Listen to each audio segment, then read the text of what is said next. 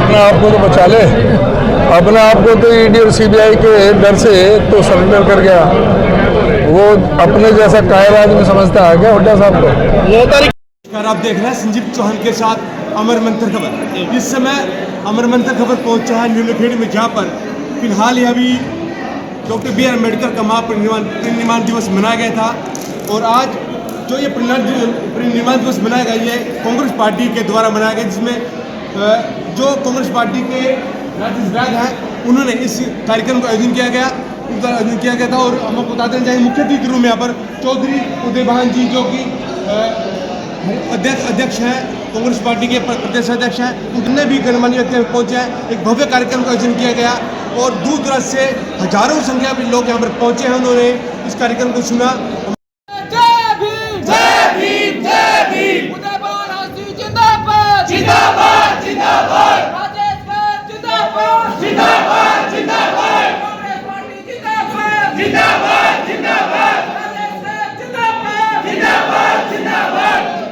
पढ़े लिखे विद्वान साथी आदरणीय प्रोफेसर राजेश बैठ जी, हमारे सम्मानित नहीं बल्कि समस्त विश्व में भारत माता के महान सपूत भारत रत्न बाबा साहब डॉक्टर भीमराव अंबेडकर जी का जो 66वां परिनिर्वाण दिवस और उन्हें श्रद्धांजलि दी जा रही है, उनके व्यक्तित्व पर, उनके व्यक्तित्व पर व्यापक तौर से चर्चा की जा रही है।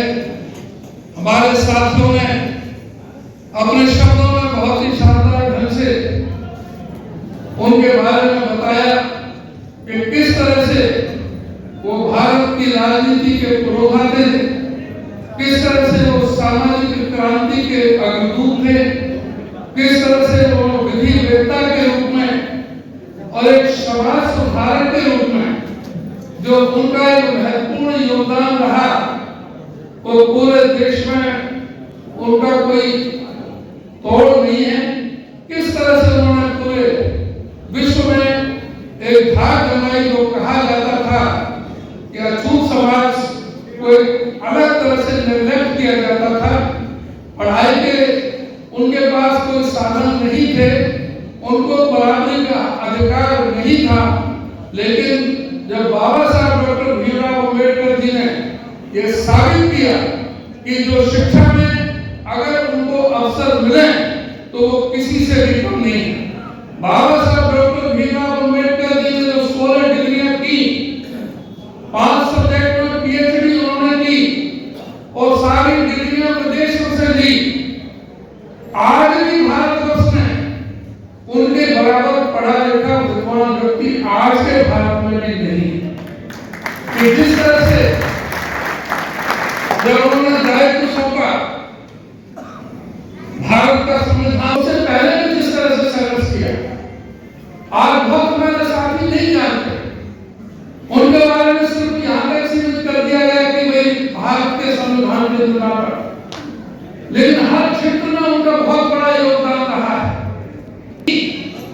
रुपए की समस्या पर जो थीसिस लिखा, वही thesis reserve bank of India के रूप में, जो रिजर्व बैंक ऑफ इंडिया की जो स्थापना हुई, उसका मूल आधार बाबा साहब डॉक्टर भीमराव अम्बेडकर के द्वारा वो लिखी गई वो थीसिस थी, जिसका ऊपर डॉक्टर ऑफ साइंस की उपाधि दी गई थी।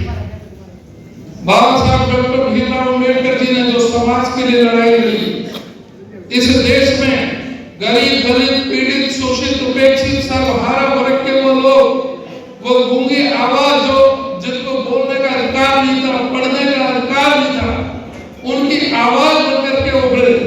जो महिलाओं की आवाज बनकर के उनकी महिलाओं के सशक्तिकरण के लिए, महिलाओं का उद्धार करने वाले अगर कोई नेता थे तो बाबा साहब डॉक्टर भीमराव अम्बेडकर। बाबा साहब डॉक्टर भीमराव अम्बेडकर थे। जब 1942 से 46 के बीच में जब अंतरिम सरकार वायसराय के नेतृत्व में बनी थी, जिस समय उनके सिंचाई और बिजली और श्रम मंत्री के रूप में रहे थे, जो हमारे साथ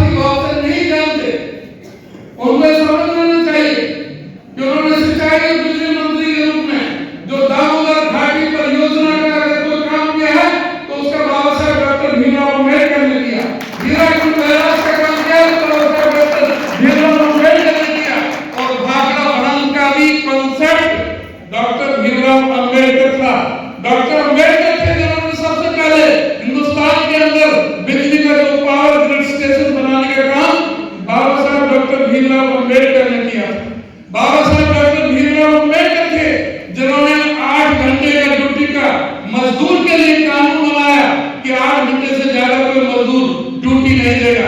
अगर 8 घंटे से ज्यादा ड्यूटी ली जाएगी तो उसको डबल वेजेस दिया जाएगा, उसको अतिरिक्त उसको दिया जाएगा। बाबा साहब डॉक्टर भीमराव अंबेडकर थे जिन्होंने सभी को, जो समाज को, गरीब समाज को उठाने का प्रयास किया। उन्होंने कहा कि जो छुआछूत थी, बहुत हमारे समाज में कितने हमारे समाज सुधारक हुए हैं।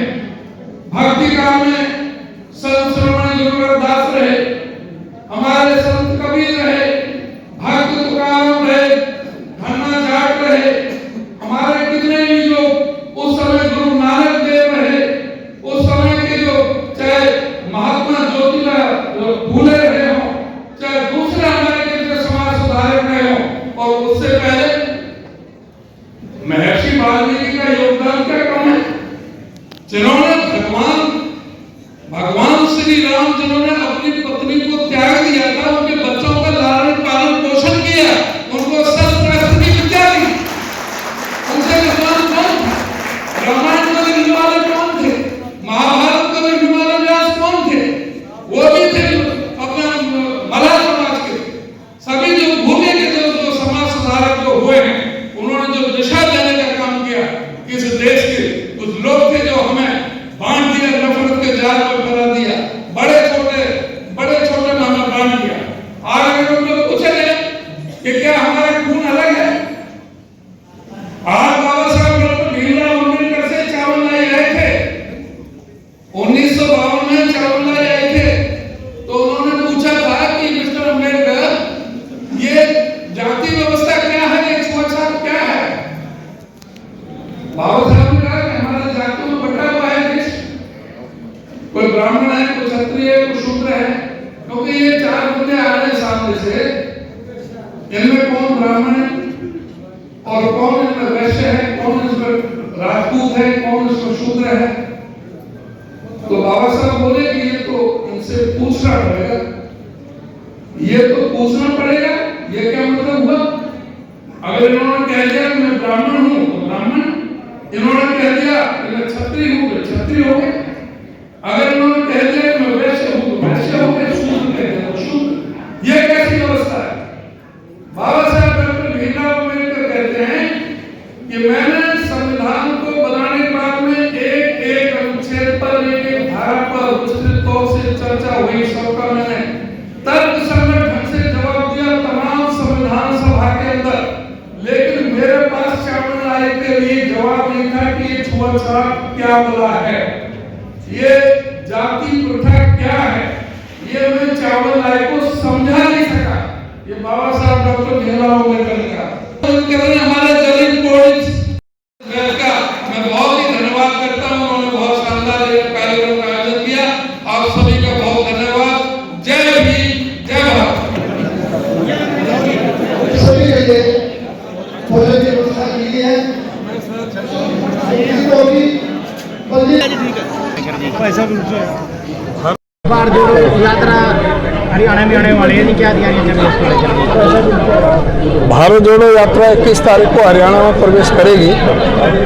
मुंडा का बॉर्डर है फिरोजपुर झिरका हमारे विधानसभा क्षेत्र में, वहाँ से हम प्रवेश करेंगे मेवात में, और 21, 22 और 23 फर्स्ट फेज में 3 दिन का उनका नाइट स्टे है।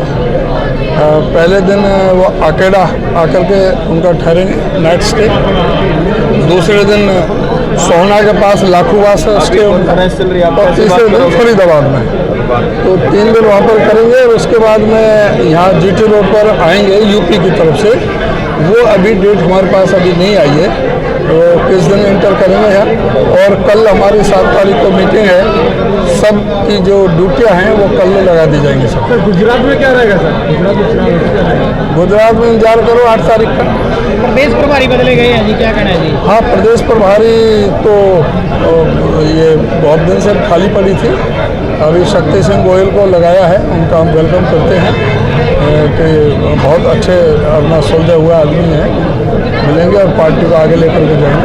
9 तारीख दिन पहले कुलदीप बिश्नोई का बयान आया था भाई, हुड्डा साहब को अंदर भेज गई दम दूंगा जी, क्या कहना है इस बारे में जी? कुलदीप बिश्नोई पहले अपने आप को तो बचा ले, अपने आप को तो ईडी और सीबीआई के डर से तो सरेंडर कर गया, अपने जैसा कायर आदमी समझता है क्या हुड्डा साहब को? लेकर चले अमर मंथन खबर को अपने संग। लाइक करें, कमेंट करें, शेयर करें और फॉलो करना ना भूलें। अमर मंथन खबर आपका अपना चैनल।